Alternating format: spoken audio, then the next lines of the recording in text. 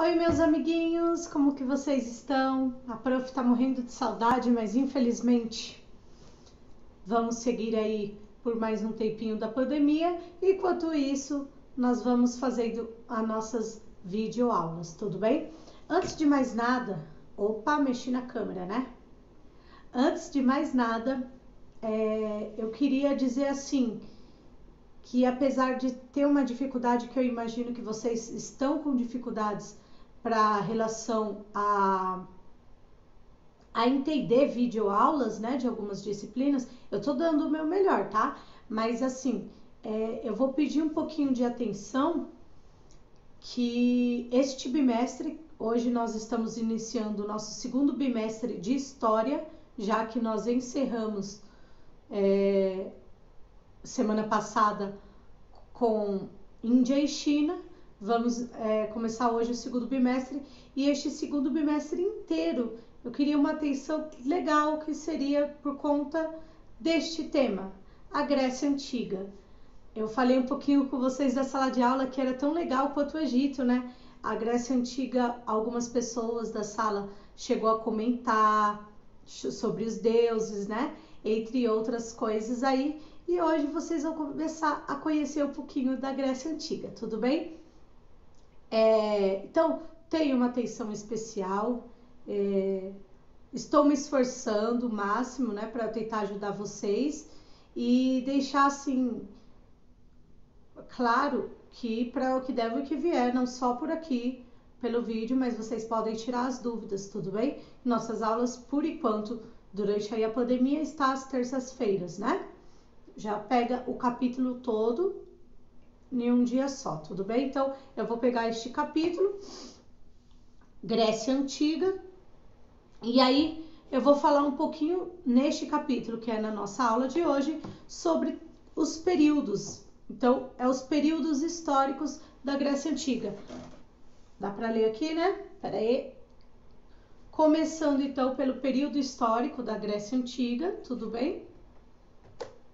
A civilização cretense, vocês vão conhecer um pouquinho da civilização cretense, e também a formação da polis grega, que era uma das coisas que eu mais gostaria de estar presencialmente com vocês, porque eu queria fazer um trabalho que vocês iam adorar, como eu também ia gostar muito, ia mostrar trabalhos que eu já fiz com outras escolas, com outros alunos, mas infelizmente não deu certo, né? Mas tudo bem, a professora vai aguardar, fique ciente que mesmo que a gente voltar novembro, este trabalho vai ser realizado, tudo bem? Mesmo que vale para outro bimestre, vai ser, porque é um trabalho muito legal, tudo bem? A gente pode voltar mês que vem ou dezembro, ninguém sabe quando, né? Vamos lá, então, curtir a quarentena na aula de história. Ai, professora, que coisa chata. Não é não, a Grécia é legal. Então, vamos lá. E por final, tá? Falei da formação da polis grega e por final também as colônias gregas, tudo bem? Então vamos começar nos períodos históricos, tá? Antes de começar nesse período histórico, eu queria fazer uma perguntinha para vocês. Vocês já viram esta imagem? Algum outro momento? Vocês já viram alguma estátua que seja referência do que não sabe, assim, uma estátua de um homem que tá pelado? Já viram isso? Algum lugar? É uma estátua super famosa. Vocês já viram outras estátuas assim que você fala, isso não tem cara de brasileiro, isso não tem cara de americano, da onde é? Isso tem cara de ser antigo? Muitas dessas esculturas que nós estamos falando, ou de arte, ou de outras coisas, tudo é a formação da cultura greco-romana que nós conhecemos, que a gente segue um pouco essa cultura. Mas antes do greco-romano, que nós vamos ver Roma só no terceiro bimestre, nós vemos sempre a cultura grega. Muita coisa que segue até hoje, tá? Então, essa estátua aí é uma estátua grega. Talvez vocês já tenham visto e agora vai conhecer um pouquinho mais, tudo bem? Bom, o que a gente vai falar então do período histórico da Grécia? É a formação da Grécia. Como que vai começar a civilização grega, tudo bem? Como que vai começar? Por volta de 3.000 anos antes de Cristo, com a mistura de vários povos juntos. Povos esses que vieram de várias regiões, bem parecido com o que nós já falamos do Egito, da Mesopotâmia, que é sempre chegada de vários povos, tudo bem? A região onde eles chegaram foi na região da Península Balcânica. Por favor, dá uma olhadinha na apostila de vocês, que tem o mapa mostrando onde é a região da Península Balcânica, tá? Região ali do sul da Europa, tudo bem? Sul europeu, já assim perto do mar Mediterrâneo, próximo, já quase chegando na África. Quase, não chega a ser, porque Europa é Europa, tudo bem? E a identidade deste povo, a identidade do povo negro naquela época, tá, gente? Foi o resultado de vários processos históricos, tá? Que marca a conquista e a inovação, ou seja, vários povos que vão chegando, vão se misturando as culturas e aí vão conquistando terras e criando culturas e espalhando a cultura para todo o canto do mundo. Quer dizer, do mundo deles, né? Não no nosso, que nem existe ainda. O que eu falei um pouquinho no início, a poesia, né? A estátua, a escultura, né? Então, assim, a cultura em si, a arte, ela vem, muita coisa que a gente tem hoje, aí vem ainda daquela época, tá? Que é a questão da poesia, do teatro. Vocês assistiram já alguma novela? A novela, ela é uma representação de um teatro. A diferença é que é gravado. O teatro é ao vivo. A mesma coisa aqui. Eu estou gravando com vocês. Eu posso interpretar se eu quiser, eu posso editar o vídeo se eu falar errado. Eu espero não falar para não precisar editar vídeo, porque dá muito trabalho, leva muitas horas. Então, a diferença é que quando eu estou com vocês presencialmente, eu estou ao vivo. Se eu errei, falei alguma palavra boba, vocês vão ver a hora, e aí, dependendo da palavra, vocês fazem assim. Não é assim? E é mais ou menos assim, então, que surge a questão do ator e atriz. E isso começou na Grécia Antiga, tá? A poesia, vocês já escreveram poesia? Já teve poesia na aula de português? Né? A filosofia, que é o que nós tratamos, que a gente tem a nossa matéria, a filosofia e a política, que é a questão da democracia, tá tudo bem? Elas foram influenciadoras do que nós vivemos até hoje no mundo, tá bom? Em inúmeros povos e períodos da história, inclusive a nossa sociedade. Então, várias misturas de povos formaram o teatro, a poesia, a filosofia, a política na Grécia. E nós temos essa influência até hoje, tudo bem? Então, deu para entender nessa parte. Como vai formar a Grécia? Com a mistura de vários povos. Axé? Bom, então assim, aqui. Então, a formação do mundo grego. Escureceu um pouquinho eu, gente, que é para vocês conseguirem ver aqui, tudo bem? Mas vocês estão me ouvindo, né? Daqui a pouco eu clareio eu de novo, tá? Então, a formação do mundo grego. Como que então essa sociedade vai formar? Agora mexendo. Conseguem ler aí, gente? Não sei se vocês conseguem, mas depois eu envio para vocês a planilha lá, o slide também eu mando para lá no Google Chrome, tá? Vocês assistem o vídeo, mas eu também vou mandar. Bom, o que seria essa Grécia, formação do mundo grego, né? É uma Grécia continental, como eu falei, ela fica localizada no sul da Europa, mais região do sul da Península Balcânica. Aí tem a Grécia insular, que é formada pelas ilhas do Mar Egeu e do Mar Jônico. A Grécia peninsular, que é a Península do Peloponeso. A Magna Grécia, que é a Península Itálica. E as colônias asiáticas, que fica no litoral da Ásia Menor. Peraí, professor, então, a senhora falou que a Grécia, ela fica no sul da Europa. ali na região balcânica, por que agora ela já está pegando várias regiões? Então, aí eu explico nessa partezinha para vocês. Ah, melhorou agora. Eu explico um pouquinho para vocês o porquê. A Península Balcânica, todo mundo lembra o que é península? Eu expliquei na sala de aula, quem não lembra, pega lá o dicionário e lembra o que eu falei da península.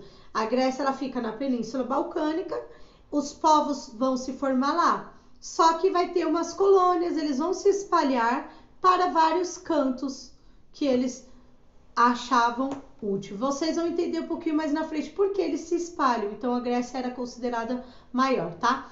Esses povos que começou na região da Grécia, que foi dividida, esses povos que se juntaram para formar uma nova cultura, são esses. Os carinhas chamados dórios, a palavra Dórios, não é o governador de São Paulo, não, é outro. E também não é o Dório do Dragon Ball Z, não, que eu sei que alguns meninos aí devem conhecer o Dragon Ball Z, né? Mas não é esse, não.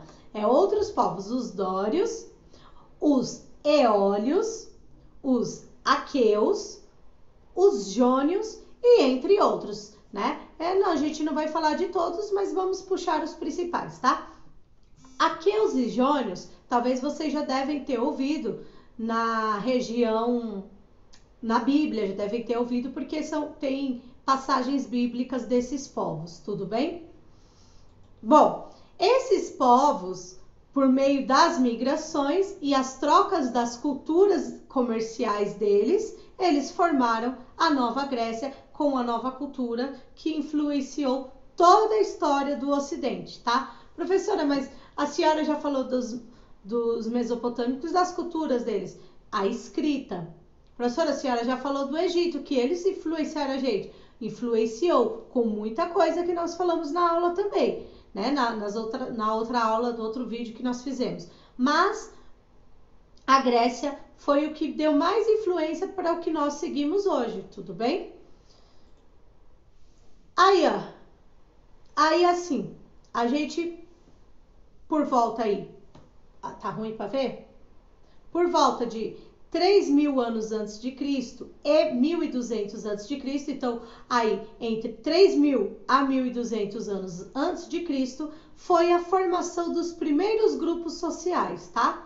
Que eram reunidos em núcleos urbanos primitivos. Então vamos pensar naqueles primitivos que nós falamos lá no início do ano na sala de aula. Vamos supor que eles vão evoluindo e vão, conforme a evolução deles, eles vão se encontrar em alguns lugares. Aqui ele já tem o sistema, lá na Mesopotâmia desenvolveu o sistema de escrita, né? Que foi bem antes, lá por volta de 6.000 anos antes, 4.000. Aí tem o sistema de escrita, eles aprendam a falar, né? Já tem uma comunicação, a oralidade, que é uma cultura que nós também já falamos isso em sala de aula, né? E aí vem a parte aí então, esses núcleos que vão se encontrar, tá? Esses núcleos, eles vão se localizar, vão ficar principalmente numa ilha chamada Creta, que a gente vai ouvir bastante durante esse bimestre, no mar Mediterrâneo, entre a Península Balcânica e a África. O mar Mediterrâneo, ele tá entre os dois. Volta lá no mapinha, na apostila de vocês, que vocês vão conseguir ver. Tudo bem? Aí, gente, o que foi encontrado, né? Alguns arqueólogos, alguns historiadores, entre outros, conseguiram encontrar ruínas de Knossos, né? Que é mais ou menos isso daqui, tudo bem? E aí encontrou uma cidade desenvolvida no centro administrativo, a civilização cretense, ou conhecida também como minoica, tá? E aí eles encontraram também a história de um cara chamado Minos, que ele era um rei, e a história também do Minotauro. Juntando os dois, existia uma história entre os dois, que nós podemos chamar de lenda, porque não é provado, tá? Principalmente pela história do Minotauro. Provavelmente era uma lenda. Tudo bem? Antes da gente seguir, eu gostaria que vocês pegassem a apostila de vocês e aí vocês respondessem a conexão da página 156, tá bom? Antes da gente prosseguir. Professora, então a senhora vai dividir os dois vídeos? Você vai pausar agora, vai responder e depois a gente dá continuidade. Professora, mas por que não segue tudo depois eu respondo?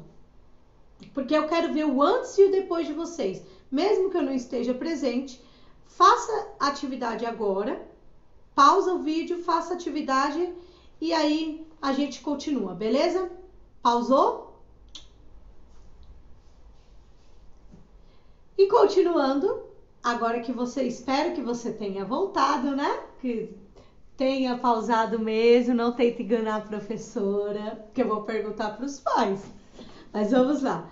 Antes de mais nada, então, espero que vocês tenham respondido aí, para vocês, no final da aula de hoje, vocês conseguirem identificar se vocês estavam certos ou errados, tudo bem? Então, vamos começar a falar agora dos povos, dos aqueus, dos jônios e os eólios, tudo bem? Onde surgem eles? Mais ou menos por volta de 2000 anos antes de Cristo, os aqueus chegam lá na região da Península Balcânica. Eu estou falando bastante, Península Balcânica. Não se esqueçam, mocinhos. Em seguida, logo depois que os aqueus chegam também outros povos que são os jônios. Eles chegaram e depois deles chegaram os eólios, tá? Os aqueus, eles fundaram uma nova cidade chamada Micenas e a outra cidade Tirinto. Micenas, Tirintos, que foram construídas em lugares super altos, cercadas por muralhas de pedra. Lembra que a gente viu naquela imagem anterior? Aquela imagem anterior era mais ou menos essa cidade de Micenas e Tirintos, era parecida, tudo bem? Esses povos, os aqueus, eles eram povos guerreiros. A população mais pobre ficava mais na agricultura. Então, quem tinha mais dinheiro tornava guerreiro. Vai lutar nas guerras, vai lutar em várias coisas. Eles eram treinados para isso. Já a população mais pobre não lutava. Ela ficava mais na parte da agricultura, tudo bem? Lá por volta de 1450 a.C., a civilização cretense foi conquistada pelos aqueus, quando estes invadiram a ilha de Creta e destruíram o palácio de Knossos, que foi aquele que a gente voltou anteriormente, tá? E aí a união dos cretenses com os aqueus começou a ser chamada de civilização micênica. Tá? Os jônios, por sua vez, fundaram uma outra cidade chamada Atenas. Talvez vocês já devem ter ouvido mais Atenas do que Micênica, certo? A questão política, a questão da economia, a sociedade e a cultura, ela também faz parte aí, então, dessa fundação dos jônios com Atenas. Foi bem misturado, tá? Gente, os aqueus acabaram expandindo um pouco o seu território, tá? E a expansão deles, dos aqueus, foi registrada, na lendária Guerra de Troia. Nós vamos falar dessa guerra, tá? Ocorridas por volta de 1200 a.C. Contudo, esses registros aí falam que foi por volta de 8 séculos antes de Cristo, tá? Por quê? Porque teve duas obras, chamada A Ilíada e a Odisseia, que um cara que é considerado o primeiro historiador do mundo, viveu de 928 a.C. a 898 a.C., se chamava Homero, e ele escreveu, então, essa história. Professora, mas se ele viveu em 928 a.C., ele viveu, quer dizer que ele viveu um século antes de Cristo, e não século aí, bem mais, 8 antes de Cristo. Aí, por isso que a gente fala de historiadores. Gente, o que vocês podem imaginar nessa questão? Talvez, não sei o que vocês pensaram, mas assim, ele escreveu este livro nessa época, um século antes de Cristo, porque quando ele viveu.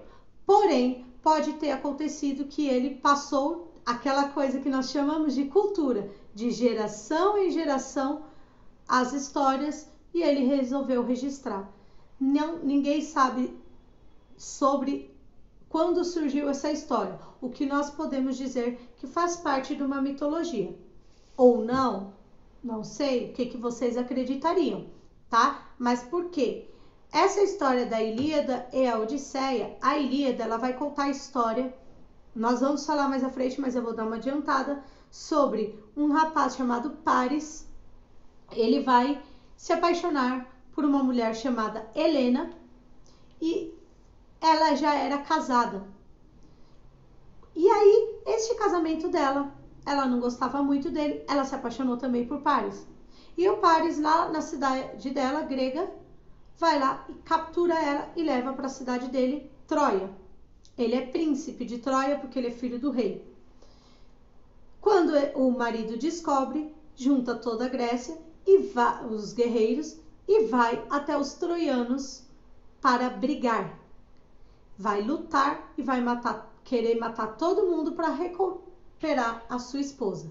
Acontece que no meio desse termo, o Homero coloca no livro que a guerra durou 10 anos porque os deuses do Olimpo, tinha Zeus, tinha Hera, tinha vários deuses, eles vão, Apolo e entre outros, Afrodite, Atenas, tudo, eles vão se opor. Um vai ficar do lado dos gregos, outros dos troianos. Talvez vocês já devem ter ouvido a expressão, às vezes os pais de vocês já devem estar falando, briga igual gregos e troianos, porque essa guerra durou 10 anos.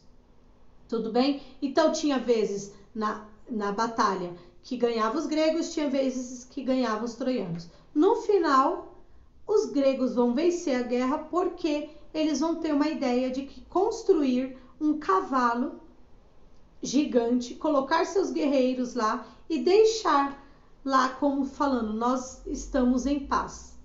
E aí os troianos recebem o cavalo achando que a guerra acabou, e quando toda a cidade estava dormindo, os guerreiros gregos saíram de dentro da cidade, do cavalo, e acabou com Troia, matando todos e recuperando a querida Helena. Peraí, professora. Então é por isso que tem um antivírus chamado, um vírus chamado cavalo de Troia? Sim, porque o vírus ele invade os nossos computadores, ele invade nossos meios eletrônicos, né? E o cavalo de Troia foi invadiu Troia, por isso que se chama assim. Tudo bem? E a Odisseia conta a história de Ulisses, que é o mesmo rapaz que participou, que teve a ideia do cavalo de Troia. Ele, na volta, depois dos 10 anos, e na volta para casa, quando eles estavam voltando, ele desafiou, falou que Poseidon não existia, e aí Poseidon deu um jeito de tirar ele do mar e mostrar que existia, e aí ele ficou mais 10 anos fora de casa. Enquanto ele estava fora, tinha um monte de pretendente querendo a mulher dele e falando que ele tinha morrido, queriam casar com ela porque ela era super rica. Quer dizer, o Ulisses, que estava perdido, era super rico.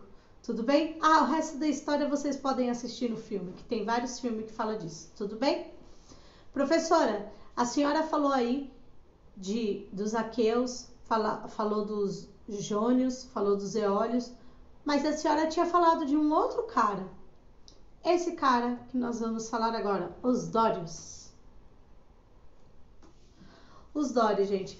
A civilização micênica, tudo bem, foi profundamente transformada pela violenta invasão dos dórios, lá para o século 12 a.C., tá? Gente, professora, peraí, tem coisa errada. Esses caras invadiram, fizeram uma guerra violenta, esses caras chamados dórios, e eles transformaram a civilização micênica com essa invasão, tá bom? Isso ficava lá no Peloponeso, e aí eles fundaram uma cidade chamada Espartas. Os dórios fundaram Esparta, que nós vamos ouvir falar muito. Eles eram guerreiros, conhecidos pela utilização do ferro. Então, é fácil decorar que os espartanos, como vão ser chamados depois, eles são bem conhecidos porque eles são ótimos, excelentes guerreiros, tá bom? Os micênicos eram escravos, viraram escravos. E os dórios, então, eles começaram a retroceder as práticas comerciais, mas avançaram tecnologicamente, tá? Eles deram uma ampla utilização de armas e ferramentas agrícolas feitas de ferro. E eles aumentaram a produção e o cultivo da terra. Tudo bem? Então, foi bem bacana nessa parte do cultivo e investir na parte tecnológica. Tudo bem? Como que era organizada esta sociedade grega? Melhor assim, né? Bom, então, entre 1200 a.C. a 1800 a.C., a sociedade grega começou a se organizar em gene. Eu vou explicar o que é gene, tá? Os gêneros eram compostos de um grupo de pessoas unidas por laços de parentesco e de religião. Cada gênus constituía uma unidade social, política e religiosa da sociedade grega. Após as invasões dos dórios, os genes passaram a constituir a forma predominante de organização social. Então, genes, gente, seria, vamos supor assim, pequenas famílias que foram se organizando, uma família aqui, outra família ali, né? E aí eles iam acabando se juntando, tá? As principais atividades deles era a criação de animais e agricultura. O que seria então esses animais e agricultura? A uva, a azeitona, o trigo, a cevada, tá? Isso era a principal fonte de agricultura deles. Uva, azeitona, trigo e cevada. A uva faz o vinho, a azeitona vem o azeite, o trigo o pão e a cevada a cervejinha. A parte dos animais era as cabras, carneiros e boi. Também eram a parte dos animais que eles cultivavam, tá? O solo deles era rico em argila, bom para a produção de cerâmica, de mármore, prata e cobre. Tudo bem? Como que funcionava a forma que eles organizavam esta sociedade, então? O homem mais velho, ele atuava como autoridade máxima. Então, sempre os mais velhos eram os patriarcais, era o que mandava no resto da sociedade. Este homem mais velho, ele que seria o que exerceria a função de juiz, de chefe religioso e militar. Cabia a ele a função de administrar os bens comuns dos gêneros. Quando ele morria, quem assumia seria o filho, homem mais velho. Professora, e aí? Por quê? E se a mais velha for uma mulher? Se vem depois dela, vem um menino, será ele que vai assumir. Eles tinham essa questão de que seria somente homens que poderiam assumir, tá? Bom, o que acontece aqui, ó? Dá uma olhadinha aí. A briga por terra gerou guerras. Então, todos lutando por terra, né? Acabou aí gerando várias guerras entre os próprios genes, que uniam formando uma fátria. Reunidas, as fátrias constituíam uma tribo, a qual se submetia à autoridade do homem mais velho. E aí, gente, os genes mudam vai mudando ao longo dos anos. Como? As terras eram coletivas e com o passar do tempo começou a tornar privadas. Lembra que eu falei pequenas famílias de genes? Então tudo ali, cada um tem a sua terra. Cada um estava ali, no seu lugarzinho. Mas quando falava de terras, todo mundo plantava junto, era coletivo. Era todo mundo igual. Não existia uma terra melhor, uma terra sua ou uma terra minha. Todo mundo tinha direitos iguais na terra. E aí, com o passar do tempo, o povo começou a tornar essas terras privadas. Ah, eu encontrei aqui, isso é meu a partir de agora. O outro, então também lá é meu. Então, começou a virar privado. E aí, então, com isso, a gente vai começar a chamar de aristocracia grega. Parou aí. O que é aristocracia, professora? Dicionário, vocês vão pegar e vão ver o dicionário. Mas, vocês vão ver aí, a intenção, eu poderia dizer aqui para vocês, mas a intenção é vocês estudarem um pouquinho mais. Lembra que sala de aula eu falo isso. Dicionário, cadê? Palavras, ouviu uma palavra, a professora continuou falando, pega o dicionário, lê a palavra e saiba o que é. Tudo bem? Eu poderia falar, como eu falei várias vezes na sala de aula, mas eu acho que era legal vocês pegarem um pouquinho do dicionário. Aristocracia grega, tudo bem? Então começa a aristocracia grega. Podem pesquisar o que significa aristocracia, não grega, que não vai ter.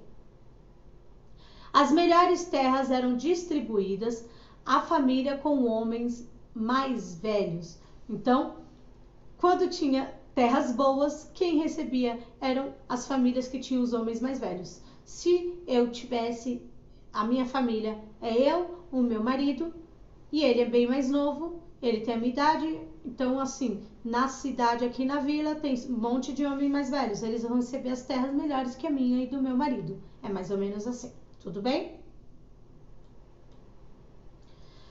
Gente, o tempo vai passando, então vai surgir novos grupos sociais, tá? O que possuíam terras, os que não possuíam, e aí vai surgindo esses novos grupos, tá? Aqueles que não possuíam terra, eles trabalhariam nas terras dos aristocratas, tá? E aí começa então uma coisinha chata chamada escravidão, tá? Gente, aqui, deixa eu ver se eu consigo pôr aqui. Ah, tá. Aqui então, para vocês entenderem o que é o genes. São os pequenos grupos, os genes. Como são vários grupos pequenos, eles vão se juntar e aí surge uma fátria. Essa fátria, várias fátrias juntas, quando tem várias fátrias, surge uma tribo. Deu para entender? Então, se é uma sua casa com a casa do vizinho, vai juntando todas as casas dos vizinhos, aí várias casas de vizinhos, surge vários gêneros. Então, vocês são todos gêneros, surge junto fátria. Quando junta todas as fátrias, várias ruas, surge a tribo. E assim vai crescendo, tá? Então, aí eu tirei um pedacinho da apostila aqui, ó, para vocês. Tá escrito assim, ó. Muitas famílias formaram a fátria. Muitas fátrias formaram a tribo. E muitas tribos formaram a cidade. Família, fátria, tribo, cidade, portanto, são sociedades perfeitamente semelhantes e nascidas uma das outras por série de federações. Então, não adiantava eu ficar bem longe. Eu estar aqui em Itaquera e vocês em São Miguel, bem uma distância até boa. Que nós tínhamos a mesma cultura, só nos deslocamos um pouquinho. Provavelmente quando vocês crescerem, vocês também vão acabar não morando com os pais de vocês, dependendo de quem queira, tudo bem? E essas cidades, então, vai passando, vai crescendo, essas tribos cresciam e começa a formar mais uma organização social. Alguns grupos iam ter privilégios, outros não. A economia estava ligada à terra e os animais. Então, quem tinha animal, quem tinha terra, era considerado um cara bem de vida. Tudo bem? Então, essa era a consideração deles. Escravos ainda existiam e eram capturados nas guerras ou devedores. Aquilo que a gente já falou em sala de aula, mas eu volto a reforçar. Aí, escravos, então, naquela época não é igual uma escravidão que existiu aqui no Brasil, que vocês vão estudar ano que vem. Mas esses escravos, eles eram capturados. Se eu tenho uma equipe, eu tenho meus guerreiros e eu quero aquelas terras onde você mora, você que é uma líder, você vai mandar seus guerreiros. E aí, se você perder, seus guerreiros vai virar meus escravos, são capturados nas guerras. Ou a outra forma é que se você vende, você está devendo, você precisa cultivar terra, você vai querer falar comigo, você vai vir, chega em mim, fala lá, poxa, professora, me presta um dinheirinho aí que eu preciso plantar, que tá difícil, não sei o que. Aí eu, malandrinha, vou lá, empresto para vocês. Aí vocês vão lá e não pagam. Ih, eu sou esperta, não vai pagar? Te dou até um mês, não pagou? Eu não vou matar vocês, mas vocês vão virar meus escravos também. Era mais ou menos assim, tá, gente? Bem dessa maneira, tá? Conforme as tribos iam aumentando, surgem então as primeiras cidades. Estes gregos vão chamar essas cidades de polis. É isso daqui, ó, polis. Tudo bem? Vocês sabem? Era isso que vocês iam fazer se a gente tivesse presencialmente uma maquete dessa polis. Tudo bem, gente? Então, vai surgir, então, eles vão surgir as cidades e vão chamar de polis. Cada polis tinha a sua independência, por isso, não só se chamava a cidade, como se chamava também estados. Professora, estado é cidade-estado, tudo junto. Não é uma cidade, a cidade de Guarulhos dentro do estado de São Paulo. Não, não é isso daí. É um pouco diferente. É um só, cidade-estado. Porque cada estado tem a sua lei. Nós seguimos uma lei nacional, a lei do Brasil. Mas cada estado tem um pouquinho de leis diferentes que vai de acordo com o lugar que a gente mora, certo? E aí, mas se falar assim que não podemos roubar, é uma lei nacional que se roubar vai ser preso e acabou. Faz parte de uma lei, é nacional. Quem manda nas leis são os estados. E aí, por mais que todos estavam na Grécia, eles chamavam as polis eram distantes, cada um tinha sua lei, sua independência sozinho, cada cidade tinha a sua. Então, por isso que chamava de cidade-estados. Nós já mandamos em nós mesmos, mesmo todos estando dentro da Grécia. Professora, então explica de um exemplo? Um exemplo pra gente, tá? Nós vivemos em São Paulo, capital. Se dentro, vamos falar só dentro do estado de São Paulo, não vamos falar do Brasil. Se dentro da cidade de São Paulo, a nossa lei vai seguir totalmente diferente de quem mora em Guarulhos, ou quem mora em Mogi das Cruzes, ou quem mora em São Bernardo do Campo, cada um de nós seria uma cidade-estado, que cada um tinha a sua independência da sua forma. A economia era cada um do seu jeito, tudo bem? Mesmo assim, mesmo cada um tendo a sua forma de governar, as questões da tradição, da cultura, da religião eram totalmente iguais, tá, gente? Às vezes as polis tinham alianças, às vezes uma polis com a outra faziam alianças para guerras e comércios, como também tinha os rivais. Então, vamos supor que era São Paulo, cidade de São Paulo, fazia uma aliança com Guarulhos, que nós somos amigos, vamos lá, vamos trocar rotas comerciais, arrumos guerreiros, porque se São Bernardo não gostar da gente, São Bernardo não gosta de São Paulo, Guarulhos é aliado de São Paulo, nós temos o apoio de Guarulhos para combater e lutar contra o povo lá de São Bernardo. Tudo bem? É mais ou menos assim que funcionava, tá, gente?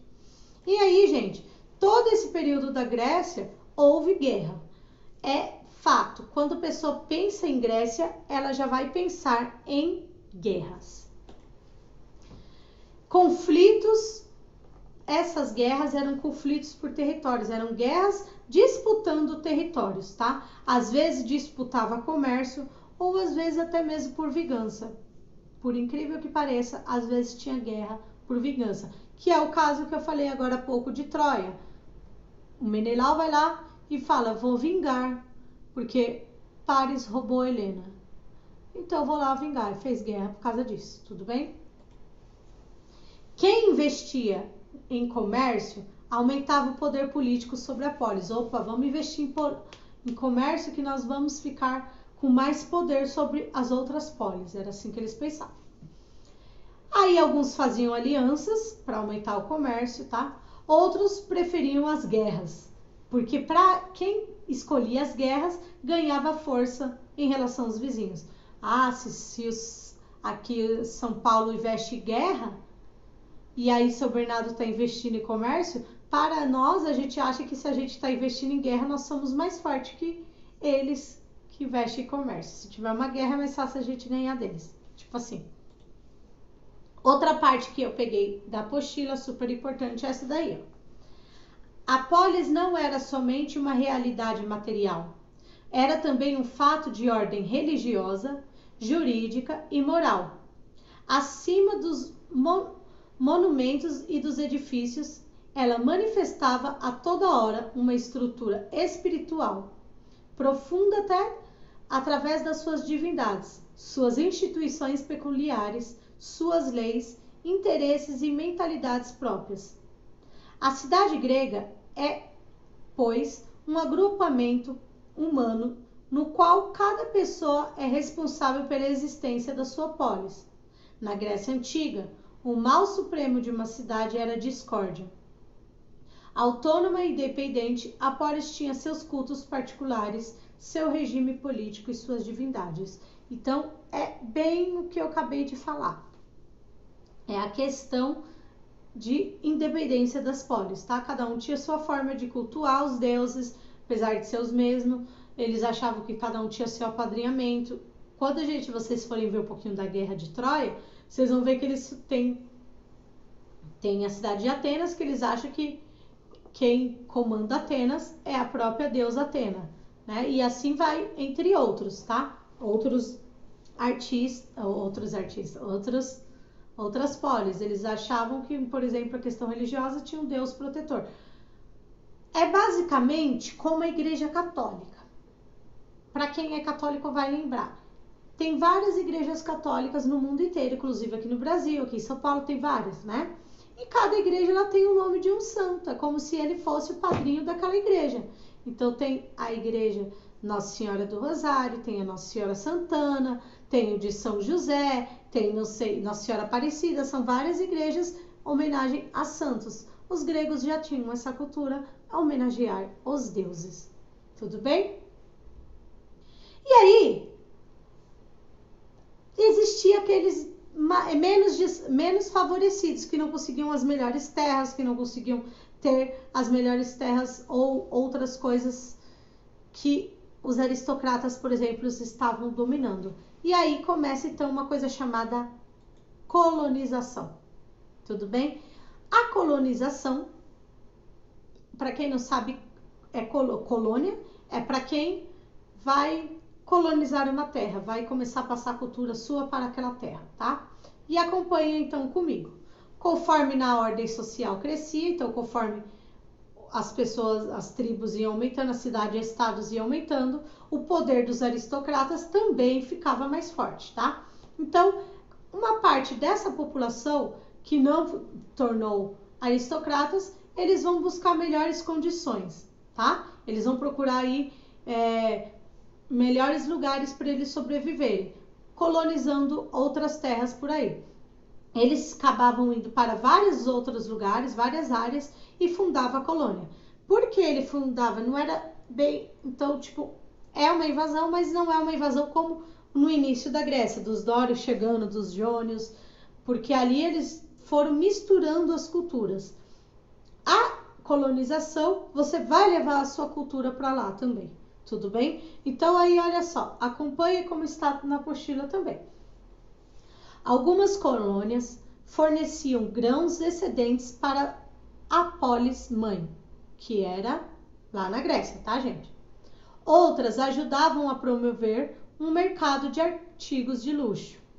Na maior parte dos casos, as relações com as cidades patrocinadas desapareciam de forma bastante rápida, sendo que as colônias se tornavam polis e dependente à sua própria forma, começando por uma colônia comercial fundada. Na Síria, no século VIII, os gregos então começaram a se espalhar em todas as direções. No Ocidente, no início do século, na segunda metade do século VIII, o sul da Itália e a Sicília se tornaram alvos principalmente da colonização. Com o tempo, os gregos também colonizaram áreas como a França, Espanha, África do Norte e regiões ao longo do litoral do Mar Negro. Então, gente, a colonização não basta eu ser grega e eu chegar naquela terra e levar minha cultura para lá. Eu também levaria o comércio para lá. Eu teria apoio até mesmo da polis mãe na Grécia. Ah, a polis mãe, você é da polis mãe e eu tô indo embora porque eu não me dei bem com que eu não consegui terras boas igual a você, mas você vai me dar total apoio, conquistar outras terras e aí levar as rotas comerciais para lá. Tudo bem? E aí essa colonização, então, gente, resultou o desenvolvimento do comércio para cidades-estado grega, né? Desenvolveu então o comércio. As colônias enviaram novos tipos de produtos e gêneros agrícolas. Então, lá na colônia onde eu cheguei, eu também levei para a Grécia um pouquinho que eu aprendi da parte agrícola. As regiões conquistadas eram de pessoas escravizadas, então eu conquistei, eu colonizei aquela terra, agora eles vão se tornar escravos. E com o tempo os escravos passaram a ser utilizados em diversas atividades, não somente a trabalhar na agricultura, qualquer coisa que precisasse, os escravos estariam lá, tudo bem? Bom, gente, esse aumento das atividades comerciais da Grécia Antiga começa a surgir então moedas, eles vão começar a fazer moedas, né, para compras, essas coisas, não ser só trocas, tá? Então eles acreditavam que as primeiras moedas começou lá para o século 7 a.C., na Lídia, localizada na Ásia Menor. Mas aí, bem primeiramente, eram pedaços de metal preciosos que seguiam um padrão de peso. Então, não se media. A gente tem a moeda de 5, de 10, de 25, 50 e R$1, não é? Temos vários tipos de moedas. Não, o valor não era de 25 centavos ou de 50, era pelo peso, né? Tinha um padrão de peso, então se pesava isso, valia tanto. Se pesasse um pouco mais, valia tanto mais, tudo bem? Cada moeda tinha a mesma quantidade de metal para tornar o mesmo peso. Depois eles acabaram desenvolvendo a cunhagem de moedas com inscrições e simbologias que identificavam a polis emissora.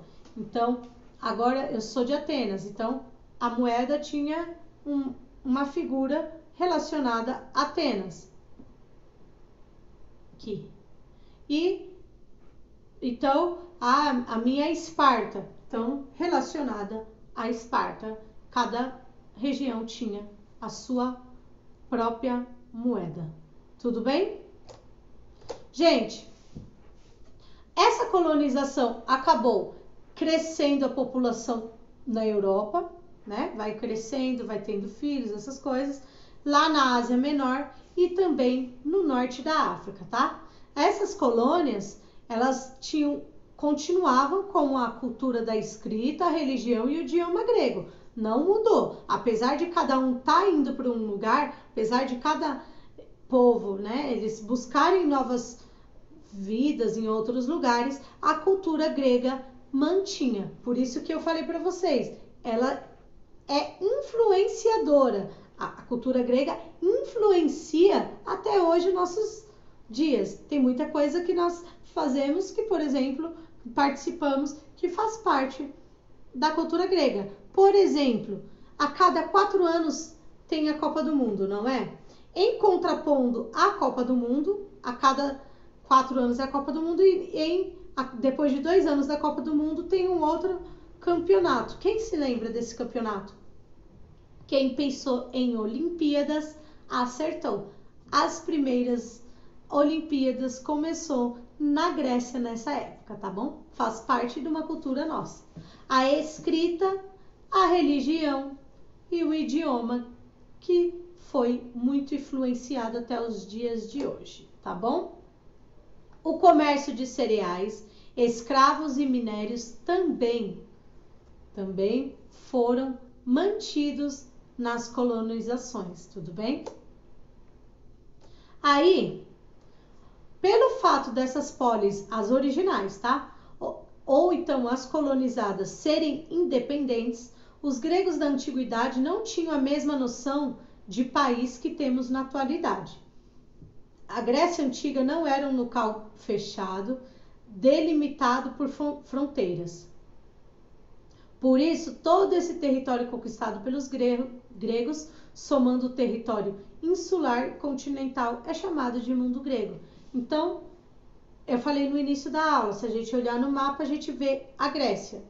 Tudo começa ali. Mas, naquela época, a Espanha era considerada Grécia, o Egito era considerado Grécia, porque os povos gregos foram explorando para essas regiões.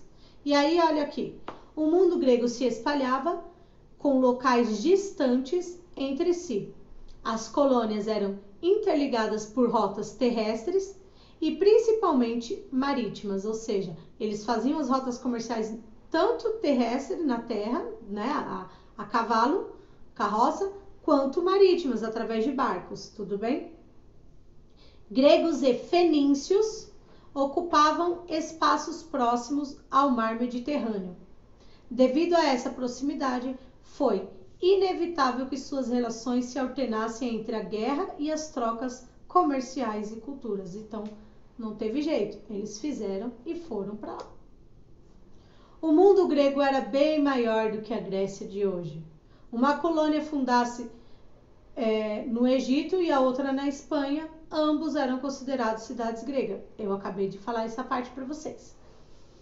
Pois a cultura era a mesma. Entre o Egito e a Espanha existiam inúmeros povos e territórios, mas os gregos os consideravam inferiores por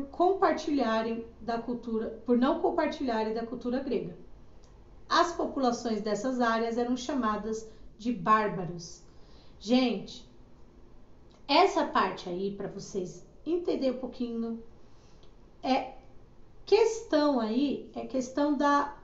dessa população que os gregos achavam que eles eram os certos, os melhores.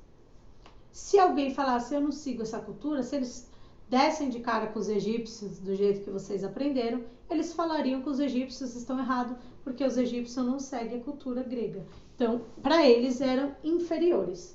Tudo bem? Era bem assim, mais ou menos. E em tempo, vamos lá. Para os gregos, a sua cultura era superior às demais, é o que eu acabei de dizer. Eles entendiam que sua religião e seu idioma haviam possibilitado o desenvolvimento intelectual maior do que os outros povos à sua volta. A religião propiciou o teatro e as Olimpíadas, bem como as esculturas e as arquiteturas dos templos. O idioma possibilitou literatura e a filosofia, por meio das quais eles levantavam e registravam as questões humanas.